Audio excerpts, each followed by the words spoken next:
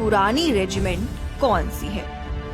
कई लोगों का मानना है कि मद्रास रेजिमेंट का गठन 1758 में हुआ और पंजाब रेजिमेंट की शुरुआत 1761 में। इंडियन आर्मी ने ऑफिशियली ऐसी कोई जानकारी उपलब्ध नहीं कराई है जिससे सबसे पुरानी रेजिमेंट का पता चलता हो। पर यहाँ गौर करने वाली बात ये है कि ऑफिशियल डेट के हिसाब से मराठा रेजिमेंट का गठन 1768 में हुआ था। अंग्रेजों द्वारा मराठा रेजिमेंट का गठन होना इसीलिए जरूरी था क्योंकि मराठों का इतिहास अंग्रेजों ने बड़ी करीब से देखा था।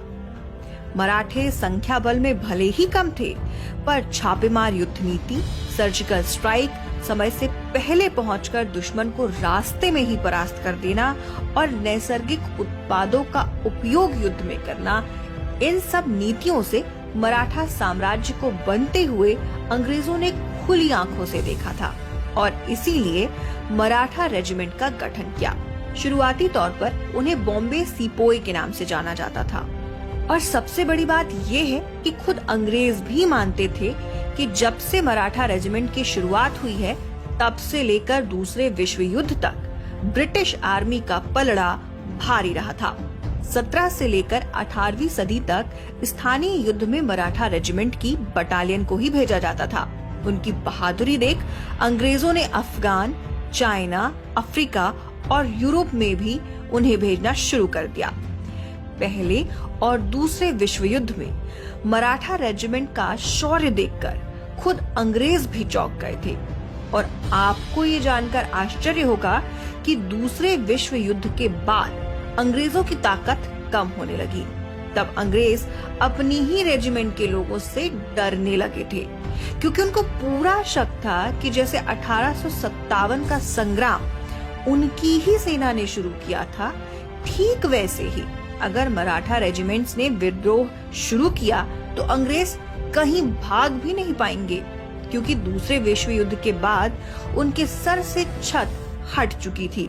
और वहीं गांधी जी के असहयोग आंदोलन से ब्रिटिश साम्राज्य टूटने लगा था।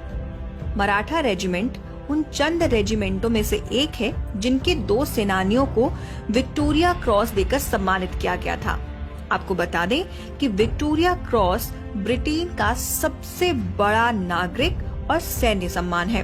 1945 में जिन्हें ये सम्मान दिया गया था उनका नाम था नामदेव जाधव और यशवंत घाटगे। अपनी मातृभूमि से दूर जर्मनी में पराक्रम दिखाने वाले मराठा रेजिमेंट के इन 2 जवानों ने अपने रेजिमेंट की शान में 4 चांद लगा दिए। आपको बता दें कि मराठा रेजिमेंट एक प्रकार की लाइट इन्फेंट्री है। इन्फेंट्री का मतलब होता है पैदल सेना और लाइट इन्फेंट्री का मतलब है प्रकाश के वेग से एक से दूसरी जगह बिना थके पैदल ही सफर करने वाली सेना।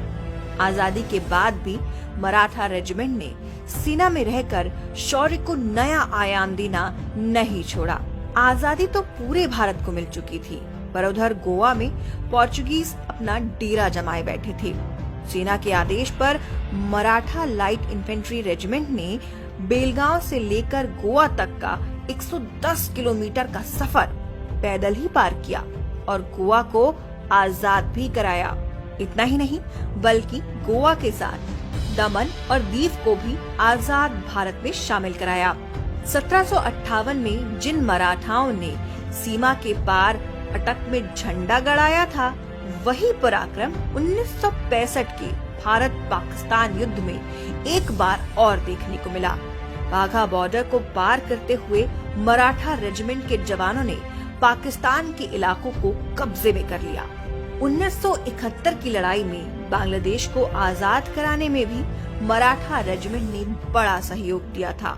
मराठा रेजिमेंट की 22वीं टुकड़ी का नेतृत्व करने वाले कर्नल संभाजी पाटिल ने साहस और पराक्रम दिखाते हुए बांग्लादेश के ढाका पर कब्जा कर लिया था। भारत के हर एक राज्य में मराठा रेजिमेंट की टुकड़ियां कार्यरत हैं।